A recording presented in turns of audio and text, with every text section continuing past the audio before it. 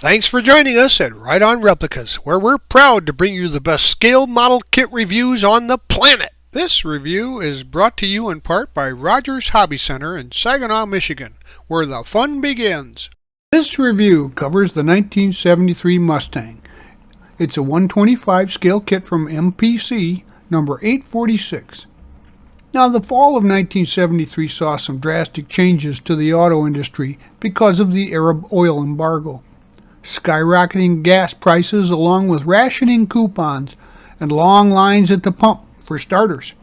It ushered in the era of gas mileage concerns and stiff foreign competition, which resulted in smaller cars and smaller engines. Now, the 73 models, already in production like this pony car, made it just under the wire. Now, this kit was originally released in 1972 and re-released in 2016, as in this boxing, and it's had many variations and boxings. There's no skill level given, but I would recommend it for the intermediate builder. It's an older mold and needs a lot of test fitting. Now, it does come with a lot of optional parts, including 2 engines and a couple of intake choices. And you've got a option for either drag with wheelie bars or extra wide rear wheels, but it doesn't have tires to match those extra wide rear wheels. So I'm going to make a combination from all 3 variations for this kit.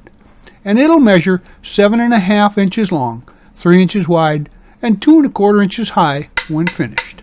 Oh, it sounds like Newt's got a question. He's our program director. Come on in here, Newt. What's your question? Wow, so that's what a Mustang looked like back then?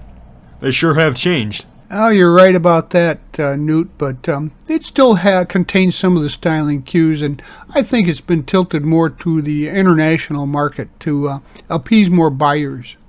So were those cars really fast? They were pretty quick back in the day, but by today's standards, they're kind of tame, not including the Shelby or E-Mustang variants. The 73 Mustang only had 266 horsepower, and it would do 0 to 60 in 8.5 seconds. That was very competitive, but the 2021 Mustang will go 0 to 60 in 4.4 seconds, and that's using 480 horsepower on a smaller engine. Here are the contents of the kit. Everything's molded in white except the chrome tree and the clear parts, of course.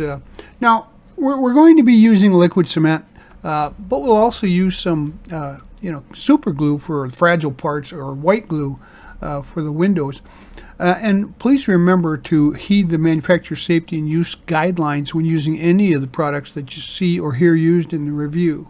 Here are the decals for the kit. They come off easily and they're pretty durable, but you're going to find that you should use some setting solution for those long stripes.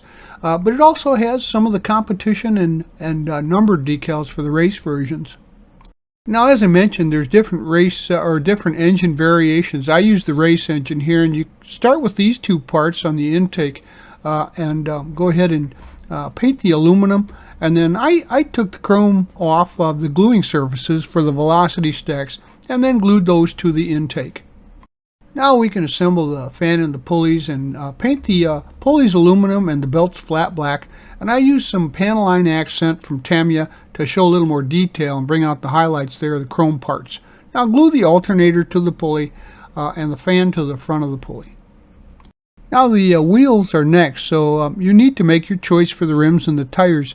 And the tires weren't available there for the wide rim, so I had to raid my parts box for that. If not, then you'll have to use the stock tires and wheels for your assembly. Now paint the wheel backs black, then glue the outer wheels and the wheel backs to the tire into the tires for the rear, and then do the same for the fronts with the addition of the center hub. Next, we can grab the parts for the main engine portion and then glue the block halves together along with the front cover and the heads and paint that Ford blue. Now paint the transmission aluminum and add that to the engine, and then add the oil pan and the fuel pump. Get out these parts to finish the engine, and then glue the intake in place first, and then add the valve covers and the fan and belt assembly. Finally, paint the exhaust manifold steel and glue them into place. Let's work on the hood now, and you need to decide whether you want to have the stock hood or if you need to cut that a hole out of the hood. There's recesses on the bottom, so just score that with the backside of a hobby knife and finish it off with sand sticks. After you've gotten it all cleaned up to your expectations, you can prepare the hood and then paint it with your choice of body colors. Now I used Tamiya orange with a little pearl overcoat, and then I set that aside until it dried, and then applied the decals that go on the hood as well to let that set and thoroughly dry. While the hood was drying, I got these parts out for the chassis and get them ready to paint and assemble, as well as the tire and wheel package from earlier. Now paint the chassis and the rear end black, and then the stock exhaust is installed here also. So paint that steel and add it before the rear end there, and if you get if you're using that, you know. And so now you can see that I'm not going to use it, so scrape the chrome off, if you don't as well, of the mounting points, and then add the wheelie bars. Now attach the front wheels, and lastly glue the metal axle to one of the rear wheels and slide it through the rear end, and then add the other wheel and squeeze them together. And if you notice, I've got the chassis here a little close to the heat lamp, and so to use to help cure my paint, and it started to sag a little bit on the bottom there. Don't do that. So now we'll add the motor to the chassis and the optional exhaust. So get these parts staged up, and this is one of the areas where there's a fit issue. As you can see, the exhaust pipes are a little too small, and they're kind of the wrong shape to match the manifold extensions. So I ended up cutting them back to an area that matched a little better. Now paint the exhaust piece of steel and glue the engine onto the motor mounts, and add the exhaust pipes to that. Locate these pieces for the interior, and then start by gluing the seat backs to the seats, and then finish off the seams there. Now paint the tub, the dash, seat belts, and the seats your choice of colors, and the steering wheel is a wood color with a black center and a column. Now glue the belts to the seats, and then the seats to the tub, and add the shifter to the interior tub and the steering wheel to the dash. I also decided to use the fire extinguisher, so that was painted red and glued to the center console. And now we'll turn our attention to the body and related components, so get these out and get them ready to work with. Here you can see the parting lines that are on the body that'll need to be lightly scraped and sanded off. And I used a black marker there, and so that I know that they're sanded off enough after the black lines have been removed. So you can see here the body is pretty well cleaned up and in good shape for priming. Now I deviated a little bit from the instructions, and I finished the body assembly and painted it as a unit, but the instructions say to add the glass in the interior tub now.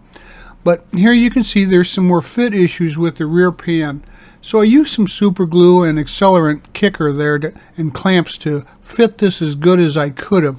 And then I also used some super glue to fill in the gaps that were left on the sides of it. So I filed and sanded it to massage the fit a little bit more, and then you may even need to add a little putty to this.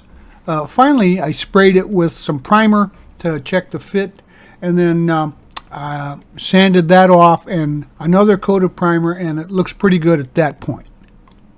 When the primer was dry, I painted the body, and then after the color coat had dried, which by the way, again, I used the Tamiya orange and an orange pearl overcoat, and then the decals went on using some decal setting solution to make sure they fit to the contours. And then I sprayed 3 coats of 2-part automotive clear coat on it. After the body was dry, I added the glass and the interior. I put the glass in with some white glue so that it wouldn't show up on the windows. And if you get a little extra on there, you can just clean it off with water. And then the interior bucket was located, and the glue points were glued into position. Now we'll work with the grill insert.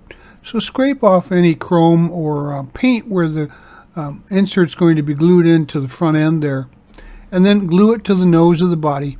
And even though it looks like it's clear here, it's just because of the reflection, but it's a solid piece. Now if you choose to do the Grand Am racing version, add the front number markers where the headlights would normally have been. There are a lot of options at this step in construction depending on the version of the car that you want to build, so check them very carefully here.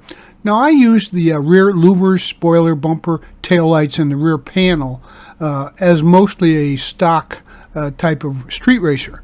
The spoiler and the louvers were painted in semi-gloss black, and the rear panel received a black wash treatment. Now that's a 50-50 mix of paint and thinner. Now glue the red taillight lenses in from the back of the rear panel, and then glue this to the rear of the car. Now glue on your other optional parts as you desire. We'll move to the other end, so get these parts as well, and we can complete the body. Now paint the radiator, horns, and the battery black, and glue those accessories to the radiator support and glue it into place on the chassis. Remember, remove any paint from where you want to glue it so that it sticks. Now add the body and the hood to the chassis, starting at the rear end, as it sits inside the rear of the body. And finally, add the bumpers. Again, remove any chrome or paint, headlights, and grill inserts, which fit fairly loosely. One of the pluses for this kit are all the extra parts that you're going to have left over for your parts stash. Now take your time, and it goes together pretty well. I also had a number of decals left over, mostly for the racing version, which I didn't build. Well, this awesome street racer is finished, and it takes me back to the day when the pony cars were running the roads and they were the kings. Now, it's not an easy kit to build in the sense that you'll have to deal with some fit issues. There's also parting lines and the typical ejector pin marks from the molding technology of the day. But when you're done, it's a doggone good looking car, and it's a real attention getter on your shelf. So be careful. Make sure that you test fit everything. You may need to source some wheels for this version, but once you're done, it's a real good looking model, and if I were you, I'd buy one and put it on my shelf. We hope you enjoyed this premium step-by-step scale model kit review. So that you don't miss any more, please click on the icon in the lower right of any of our reviews and subscribe to our channel. And you could also find us on Facebook or our website, rideonreplicas.com. Thanks!